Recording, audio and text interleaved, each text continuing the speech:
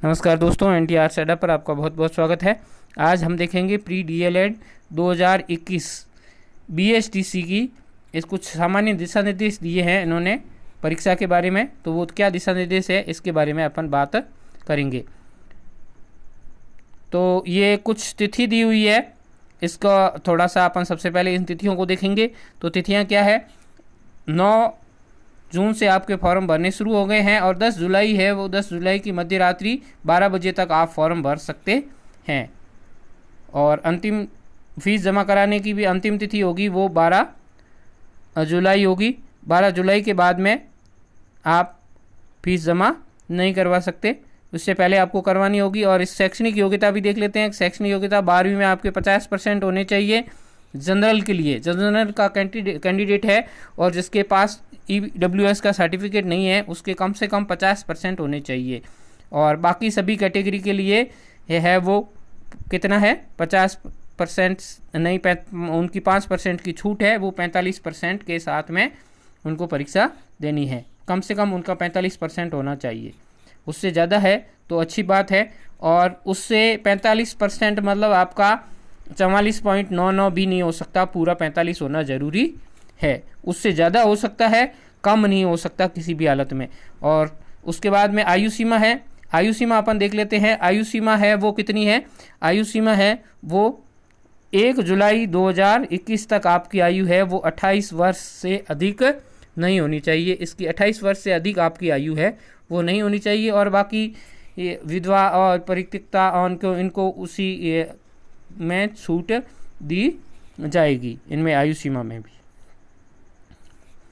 और उसके बाद में आवेदन की प्रक्रिया, आप इनकी साइट पे जाके, और ये आवेदन इस साइट पे जाके आप कर सकते हो। और इसके अलावा साइबर क्यूसेक पर जाकर के आप फॉर्म भरवा सकते हो और 30 रुपये आपको फॉर्म के लिए देने हैं।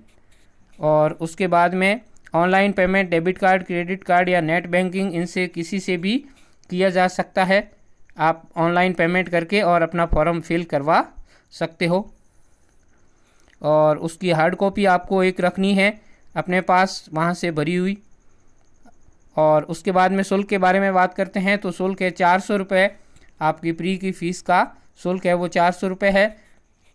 400 रुपये आपको वहाँ ऑनलाइन ट्रांजैक्शन के माध्यम से या किसी भी माध्यम से, चालान के माध्यम से, जो भी माध्यम होगा वहाँ उससे आपको जमा करवानी होगी। और अन्य जानकारियाँ परीक्षा के बारे में और फॉर्म संबंधी सभी जानकारियाँ, प्रवेश पत्र, इनके बारे में जानकारियाँ आपको SMS से मिलती रहेगी समय समय पर। और आप इनकी साइट है उसको भी विजिट कर सकते हो। इस साइट पे जाके देख सकते हो कि परीक्षा की तिथि आई या नहीं, प्रवेश पत्र डाउनलोड हो रहे हैं या नहीं, तो ये आप देख सकते हो इस पे जाके। इसके अलावा क्या है, आप परीक्षा के लिए फॉर्म भरने के लिए जाते समय आपको एक नवीनतम पासपोर्ट साइज का रंगीन फ़ोटो साथ में ले जाना है।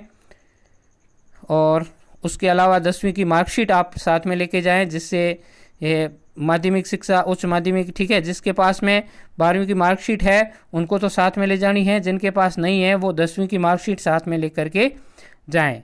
और ई-मित्र क्यूसेक के माध्यम से, और ये यहाँ पे फ़ोटो, अंगूठा, हस्ताक्षर अपलोड होंगे। और ये चीज़ें आपको ध्यान रखनी है कि अपना ही अंगूठा करके और वहाँ अपलोड करवाना है स्कैन करके। तो इसके लिए आपको खुद को फॉर्म भरने के लिए जाना होगा और फ़ोटो, साइन, ये सब स्कैन करवाने होंगे। और इसके अलावा और क्या है, इससे और आपके 1 जुलाई 2021 28 वर्ष से कम नहीं होनी चाहिए, 28 वर्ष से अधिक नहीं होनी चाहिए आपकी आयु। और इसके अलावा सामान्य नियम है, ये कोई ख़ास नहीं है आपके लिए। परीक्षा की तिथि है, राज्य सरकार ने अभी घोषित नहीं करी है। परीक्षा की तिथि राज्य सरकार जब भी घोषित करेगी तो उसकी सूचना आपको अलग से दे दी जाएगी। और ये परीक्षा के लिए सामान्य निर्देश है। परीक्षा वहाँ पर जब होती है तो उस समय आपको आधा घंटा पहले पहुँचना है। नकल और उसके बारे में सारी ये जानकारियाँ इसमें दी हुई है कि आपको, अगर आपके पास फटी हुई OMR शीट, क्षतिग्रस्त OMR शीट आ जाती है, या पेपर बुकलेट फटी हुई है, पेपर आपका, तो आप वो 10 मिनट के अंदर चेंज करवा सकते हो। उसके बारे में ये दिशा निर्देश है। इसको आप लोग PDF में दे दूंगा टेलीग्राम चैनल पर, तो वहाँ से आप इसको डाउनलोड करके और आप देख सकते हो कि सामान्य निर्देश है वो क्या है। इसके अलावा अब अपन देखते हैं पेपर के में क्या होगा, सवाल कैसा होगा, सिलेबस कैसा होगा, वो देखते हैं। इसके अंदर अंक होंगे 600 अंक की परीक्षा होगी आपकी, और उसमें 4 पेपर होंगे। 4 मानसिक योग्यता 50 प्रश्न होंगे, राजस्थान जीके के 50 प्रश्न होंगे, शैक्षणिक अभिक्षमता के 50 प्रश्न होंगे, और लैंग्वेज, इनमें से आपको कोई भी 2 लैंग्वेज है वो लेनी है। अगर कोई संस्कृत का है तो वो संस्कृत ले सकता है, बाकी हिंदी और अंग्रेजी लेनी है आपको। अंग्रेजी के 20 सवाल होंगे और हिंदी के 30 प्रश्न होंगे। ग्रामर, इनकी बेसिक ग्रामर है, वो ग्रामर के प्रश्न इनके होंगे। तो ये आपका पेपर रहेगा, और प्रत्येक प्रश्न है वो 3 नंबर का होगा। 3 नंबर का होगा प्रत्येक प्रश्न, और बहुविकल्पीय प्रश्न होंगे सारे के सारे 200, और उसमें से आपकी नेगेटिव मार्किंग, इसके अंदर नकारात्मक अंकन नहीं होगा। इसके अंदर आपकी नेगेटिव मार्किंग है वो नहीं है, ये आपको ध्यान रखना है। इस चीज़ को विशेष रूप से ध्यान रखना, आपके नेगेटिव मार्किंग है वो नहीं है। नेगेटिव मार्किंग नहीं है मतलब आप सारे सवाल आपको करने हैं। जो सवाल आपको नहीं आते हैं उसमें आप उसको भी करके आना, जैसा भी आप कर सकते हो। अगर आप उसमें 2 में कंफ्यूज हो तो भी आप उसको करके आना, छोड़ना नहीं है। गोला एक भी खाली नहीं छोड़ना है, इसलिए नहीं छोड़ना है कि हो सकता है आपका सवाल सही हो जाए, ठीक है। तो आप तुक्के मार के आओगे तो भी कुछ न कुछ तो नंबर आएगा, नेगेटिव नहीं जाएगा, क्योंकि ऋणात्मक अंकन इसमें है नहीं, ठीक है। और इसके अलावा बाद में आगे देखते हैं अपन देखते हैं आगे सिलेबस के बारे में थोड़ी सी चर्चा कर लेते हैं।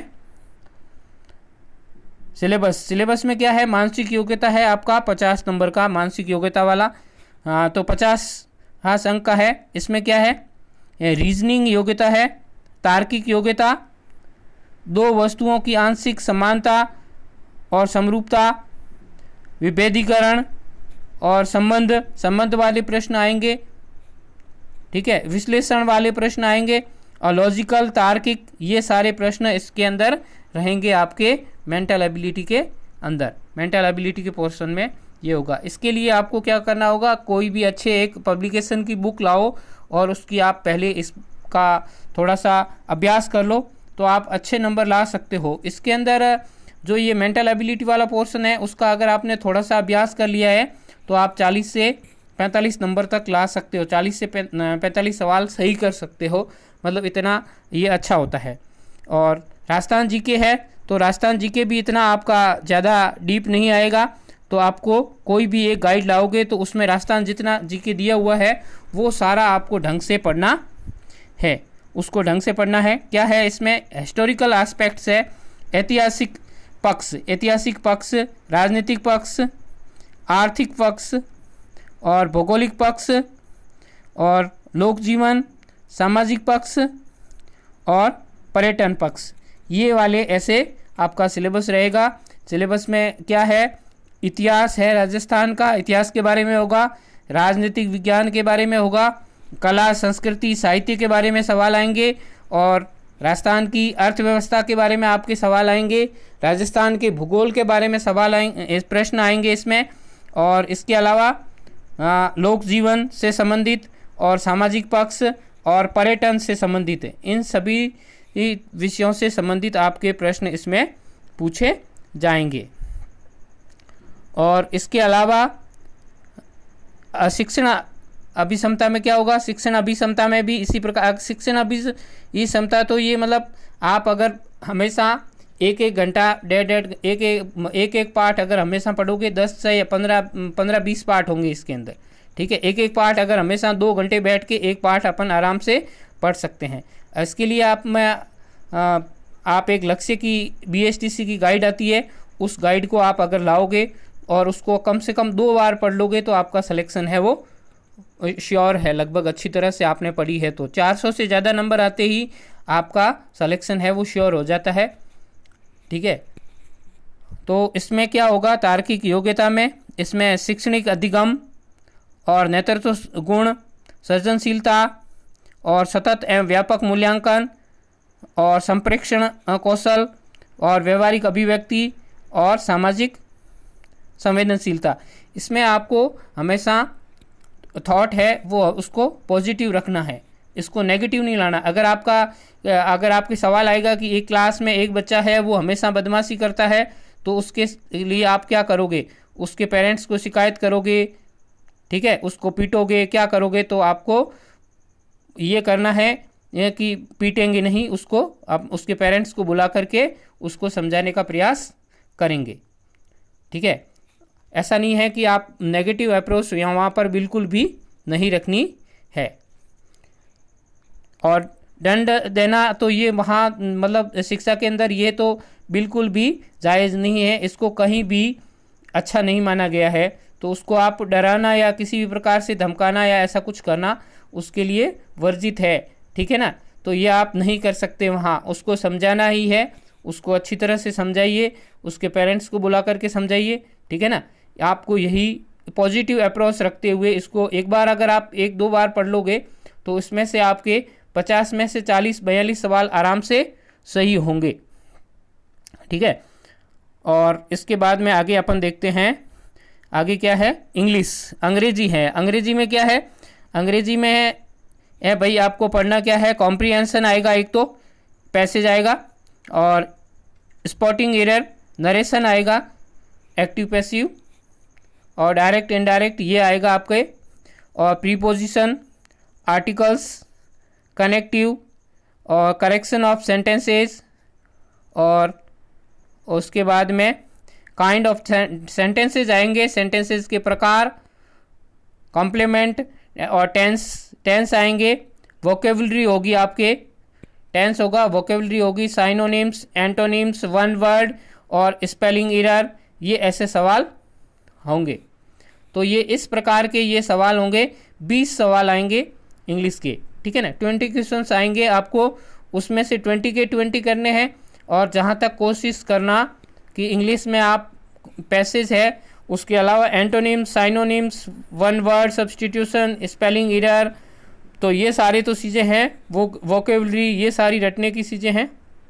तो उस बुक में जितना दिया हुआ है उसको आप अच्छी तरह से ढंग से पढ़ लेना, ठीक है। प्रीपोजिशन, आर्टिकल, तो ये सारी चीज़ें हैं, वो आप उसमें से 1-2 बार पढ़ के जाना, तो आराम से आप अगर 10 से 12 सवाल तो आराम से सही कर सकते हैं। जिसने कम पढ़ रखी है वो भी 8-10 सवाल तो 10-12 सवाल करके आएगा, ठीक है। और उसके बाद में है आपके संस्कृत। तो संस्कृत तो जो लोग संस्कृत के हैं वही संस्कृत लेंगे, बाकी तो हिंदी ही ग्रामर है उसकी वही लेंगे। तो सामान्य ज्ञान होगा उसका किसका? विलोम, पर्यायवाची शब्द, विलोम शब्द और ये शब्द युग्म, और वाक्य विचार, शुद्धिकरण वाले, वाक्य शुद्धि और दोनों होंगे, शब्द शुद्धि और वाक्य शुद्धि दोनों होंगे, मुहावरे और लोकोक्ति होगी, संधि होगी, समास होगा, उपसर्ग होगा, प्रत्यय होगा, और वाक्यांश के लिए एक शब्द, ठीक है, वाक्यांश के लिए एक शब्द। तो ये आप अगर कोई बच्चा चाहे तो राजस्थान बोर्ड की जो अपनी ग्रामर की किताब आती है उसको लेके बैठेगा, तो 1 या 2 दिन के अंदर अंदर ये हिंदी का इतना पोर्शन है उसको वो आराम से पूरा कर सकता है। 30 नंबर का है ये, इसको आराम से पूरा कर सकता है वो जल्दी से, और पूरा कर लेगा। और उसके बाद में उसका अगर 1-2 बार रिवीजन कर लेगा तो वो आराम से, इसमें मान लो 30 क्वेश्चन है, 30 में से 20-25 सवाल वो सही करके आएगा। आगे हम इसमें घोषणा पत्र और ये सब दिया हुआ है, ये अपने सिलेक्शन होने के बाद में काम के हैं, भर के देने हैं। अभी अपने पास ये इतनी चीज़ें, ये इसमें से कुछ नहीं है, ठीक है, ये बाद का है सारा। तो ये आपको ध्यान रखना है। अभी तक आपके इसके लिए आई नहीं है, डेट अभी है नहीं, तो आपको ध्यान क्या रखना है? परीक्षा केंद्र पर इसमें यहाँ ब्लूटूथ या किसी भी प्रकार का, कई लोग क्या होते हैं ब्लूटूथ कान में लगा के जाते हैं, BSTC है, छोटा एग्ज़ाम है, कौन देखता है, ठीक है ना, वो साथ में लेके जाते हैं और फिर उनका केस बन जाता है, वो उनको जेल में रहना पड़ता है फिर, ठीक है ना, उसकी ज़मानत करवाओ, फिर बहुत सारे लफड़े होते हैं। तो इनसे हमें बचना है, हमें नकल और ऐसी चीज़ों का तो उपयोग करना भी नहीं है। अभी तक लगभग अभी आज से अगर माने तो 15 अगस्त के बाद में लगभग एग्ज़ाम है वो संभव है। अगर 15 अगस्त के बाद में एग्ज़ाम होता है तो आपके पास है वो कम से कम कितने दिन बच गए, आपके पास अभी तक 2 महीने पड़े हैं, ठीक है ना। तो 2 महीने में आप लोग अपने आराम से उस किताब को बैठ के 2 बार पूरा कर सकते हो।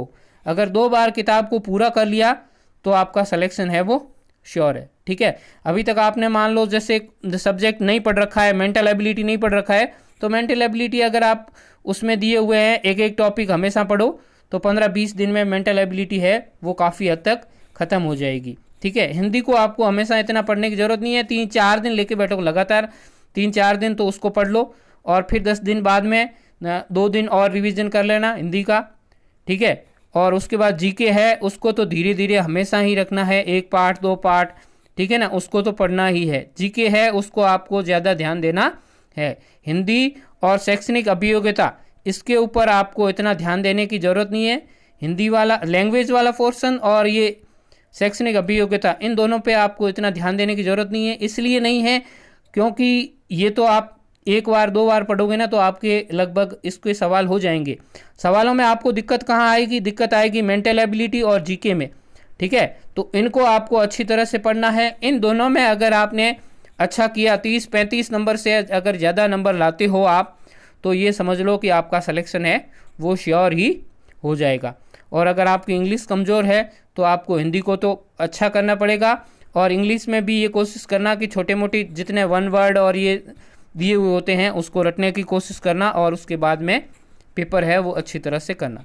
Best of luck, thank you, जय हिंद।